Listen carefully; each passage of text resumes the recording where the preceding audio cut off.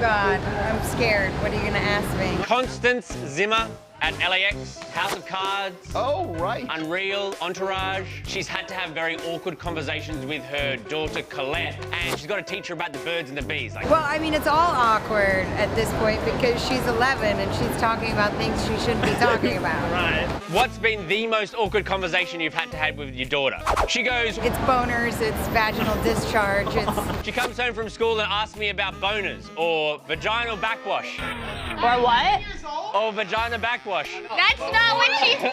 Yes, it is. She called it discharge. Discharge. Oh my Sorry. God. Oh my God. Did you just call it vagina backwash? Discharge. I don't know why I said it. Discharge.